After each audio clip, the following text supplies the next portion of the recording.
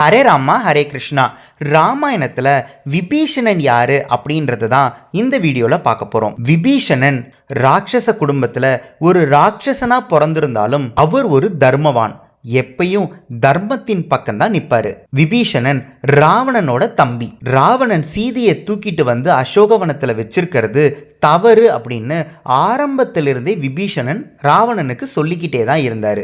ஆனா ராவணன் கேட்கல. ஹனுமன் இலங்கைக்கே வந்து ராவணனை நேருக்கு நேரா சந்திச்சு கடைசி வார்னிங்கும் கொடுத்து இலங்கை பூரா நெருப்பையும் பரப்பிட்டு பத்திரமா இலங்கையை விட்டு தப்பிச்சு வெளியிலயும் போயிட்டாரு. இதுக்கப்புறம் கூட உங்களுக்கு புரியலையா நீங்க சீதையை தூக்கிட்டு வந்து வச்சிருக்கிறது தப்பு அப்படின்னு விபீஷணன் ராவணனை கேட்கிறாரு. ஆனா ராவணனுக்கு அப்பையும் புரியல. உடனே விபீஷணன், இதுக்கு மேல என்னால உங்களோட இருக்க முடியாது, நான் தர்மத்தின் பக்கம் தான் நிற்பேன், நீங்க எவ்வளோ சொல்லியும் கேட்கவே மாட்டேங்கிறீங்க, அதனால நான் ராமரோட போய் சேர போறேன் அப்படின்னு சொல்லிட்டு புஷ்பக விமானம் எடுத்துக்கிட்டு கடலை தாண்டி ராமரோட சேர்றதுக்காக போறாரு. தூரத்திலிருந்து விபீஷணன் புஷ்பக விமானத்துல வர்றதை பார்த்துட்டு சுக்ரீவன் நேரா ராமர் கிட்ட போயிட்டு, ராமரே, விபீஷணன் நம்மளோட சேர்றதுக்காக ஆகாய மார்க்கத்துல புஷ்பக விமானத்துல வந்துட்டு இருக்கிறாரு, அவர் என்ன சொன்னாலும் நீங்க அவரை சேர்த்திக்க கூடாது அப்படின்னு சொல்றாரு. அதுக்கு ராமர்,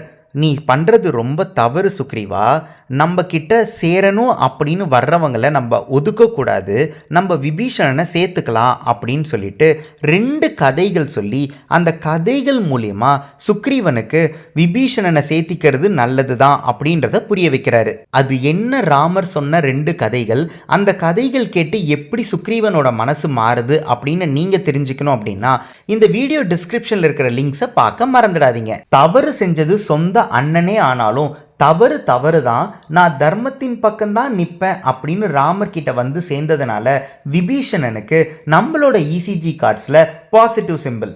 ஹரே ராமா ஹரே கிருஷ்ணா.